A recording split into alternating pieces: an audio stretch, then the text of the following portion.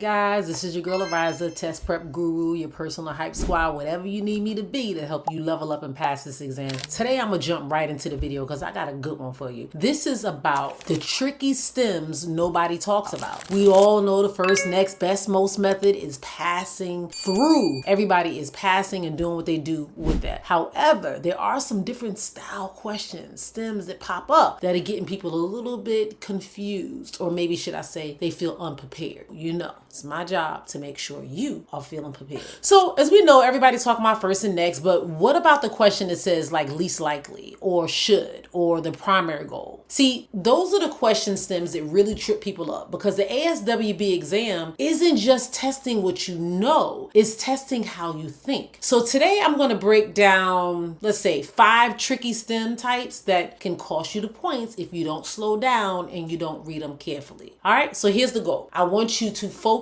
and think about the importance of understanding this test content and not just memorizing it. Remember, we don't memorize here. We understand. We're able to reason and apply the information that we know because it's up in here, not just memorize just to get through it. All right, so let's talk about the why stems. Now, here's the truth. Most people fail questions not because they don't know the content, but because they miss the command words. Like the exam isn't always asking what's right. Sometimes it's asking what kind of thinking does this situation call for? Does that make sense? Let me break it down a little bit more. So a command stem is pretty much these few words at the beginning of a question, and it's like your cheat code. It tells you whether the test wants you to act, whether it wants you to assess, whether it wants you to decide, or whether it wants you to evaluate. It's giving you those option choices, so you gotta really put on your thinking cap, all right? So as you're watching this video, I really want you guys to hone and think, take your notes so you can understand. This is a shorter one than normal, but it's giving you a lot of meat, so make sure you can digest it. What should the social worker do first? Now, we know that is a sequential thing, like you do something before you do another thing. Now, when it asks you what is the most appropriate, that's that reasoning question, meaning there's a lot of things you could probably do, but this one is most important, or the most likely you should do something. Which of the following is least likely? Now, that question is your reverse logic question. It requires a different type of mindset, and that's the one I want you guys to think about, because when you see those tricky stems like least likely or not or accept, we get all confused. But what we need to do is flip our brains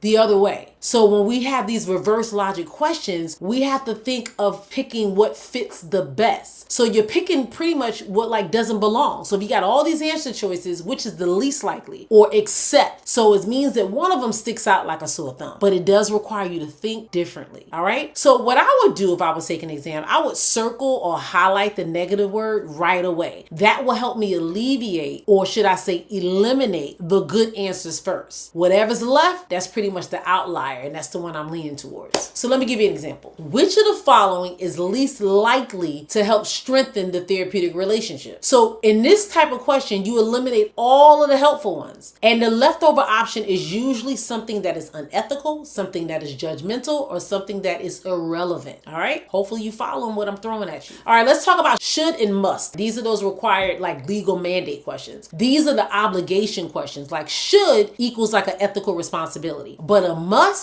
that's a legal or mandated action. You must do it. You must study if you want to pass the exam. All right. Required is usually tied to laws or NASW standards, those type of things. If a question says must, you're looking for something that's not optional. You're thinking safety, reporting, confidentiality, informed consent, those style things. Another example for you, because I really want this to stick. A social worker suspects a child is being abused. What must the social worker do? All right, it's easy. We're going to report it. There's no wiggle room. You know, you kind of have the information, you know how to decide. So what about those main, like most important type questions, these priority identification type questions? These questions test if you can spot what really matters. So like the primary goal, the main focus, the most important consideration, all those things, they're all asking what takes top priority in that moment. The trick is you don't want to overthink. You want to choose the answer that aligns with the social work's core mission: safety, ethics, self-determination.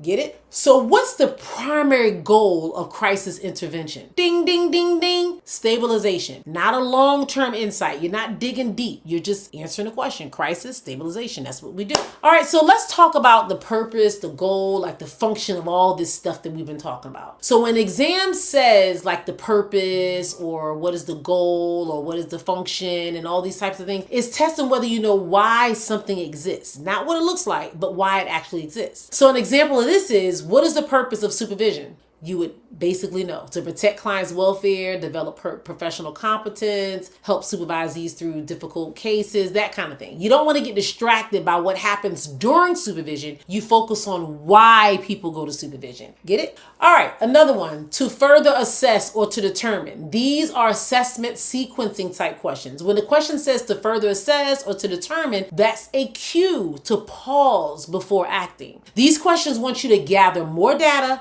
not just jump straight into the intervention section. So if you see to further assess, you pick the option that involves open-ended questions, observation, or should I say consultation, not immediate action. Here's an example for you. If a client presents with a new depressive symptoms, the question might ask you something like, what should the social worker do to further assess? You're not treating yet. You're still gathering more information. You get it? So here's the bottom line. I know I gave you a whole lot of stuff to go over and a whole lot of stuff to review. So hopefully you took your notes. And if not, go back and watch the video, get a pen and pad and write it down. If you know you are part of the community, you know I got the cheat sheet, so don't even worry about it, you know? Let me back up. Part of the YouTube community. You know, I got the YouTube community where you guys are in there, you subscribe to the channel, and you also have not only subscribed to the channel, what is the term? You became a member of the channel, you know? And as a member of the channel, you know, I have the nice little Google Drive up in there, and I drop all my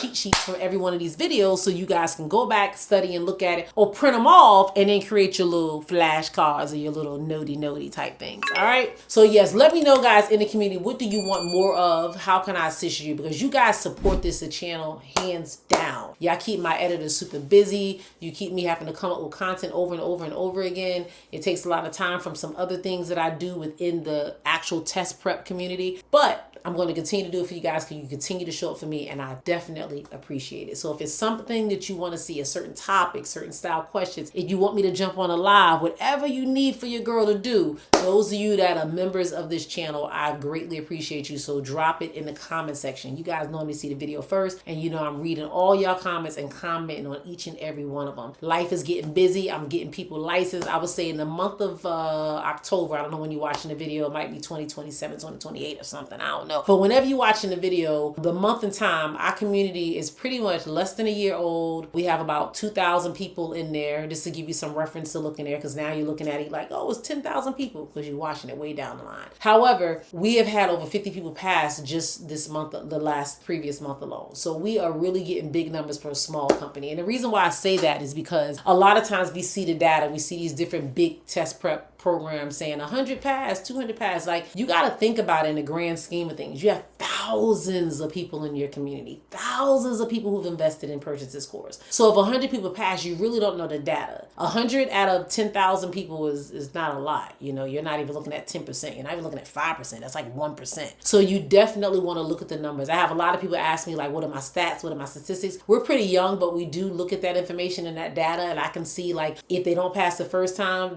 I've seen people who are increasing their scores 10, 15 plus points. So if you're not one that need to pass the test by 20 plus points or 15 plus points, the odds of you passing after taking one of our programs increases exponentially. So I'm not saying everyone passes, but we have a nice number of people who are really getting a win. And if not, the difference between us and other programs is that we work together to figure out what is it. You know, it's not always that you don't know enough content, that you don't have enough information. It could just be a blockage or the way you're seeing things, or you're overthinking or reading too much into stuff. Like, there's a method to everyone's madness. And the good thing about it is when you work with us, we're going to figure out that method that's going to help you to alleviate that madness so you can actually succeed and get to where you're trying to go. So that is why those that level up with us, level up with us. That is pretty much what we do. So keep that in mind. It's a wonderful community just to be a part of. I know a lot of people are little flies on the wall, and it's okay. It is what it is. All right, guys, real quick. I'm always talking about the community, the LCSW vibes. We leveling up, and this is the sneak peek of the community. As you can see, it's on and popping. We got a lot happening.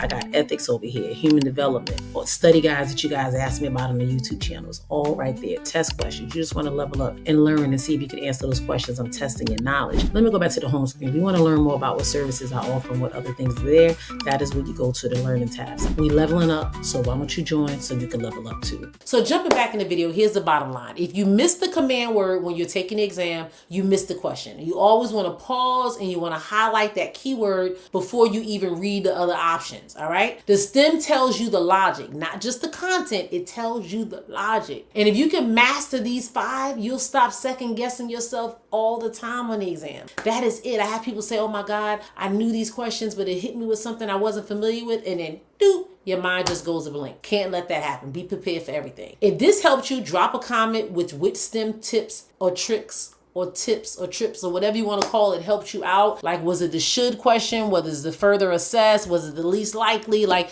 you know, let me know what's tricking you up with the ones that you like to see, because I can run through some questions with you, you know? And I want to make sure that you remember that I got that free heavy hitter cheat sheet that is going to be posted in the YouTube community. And of course, everybody that's in my course and all that good stuff, you know, you guys are going to get access to it. But I just want to let you know that. So if you want to see next time a different video on maybe like what's most appropriate or what's best and all that kind of stuff, let me know, because they're different. And there's a certain way you got to tackle these questions. When you understand the verbiage and the words and all that stuff behind the thing, it makes it a lot easier to understand. It makes it a lot easier to excel when it comes to taking this exam and understanding the questions. So I hope this video was what? Hella helpful, right? Hella helpful. Yeah. I hope this video was very helpful. I hope it gave you the information that you need. I hope you gave it some insight. It is short for a reason. I need you guys to take notes, get your little notey cards out and your little flashcards and your little sticky pads and all that stuff, and write down the information. Study it. Be prepared, guys. Be prepared. My rule of thumb is if you prepare for everything, you won't be surprised by nothing. That's just the bottom line. You prepare for it all.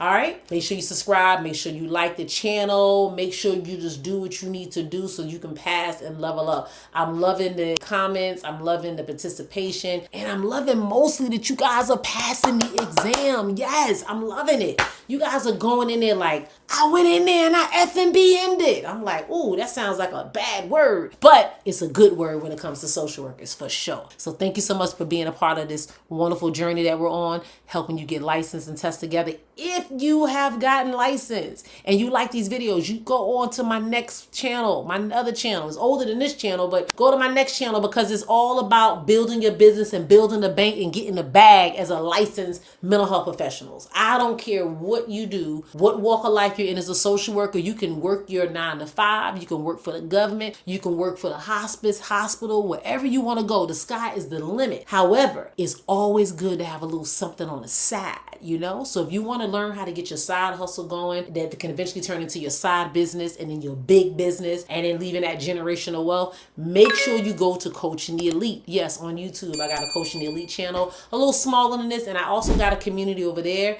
much more smaller, much more hands-on. Yes, I'm giving you all the tools. So if you don't got that LLC or that EIN or whatever you need to start your business, that's the channel you need to go to. So once you get that LMSW, that LCSW, I can tell you the next steps so you can get the bag. Thank you so much for watching. I appreciate you guys. I love y'all. Be blessed, and I see you in the next one.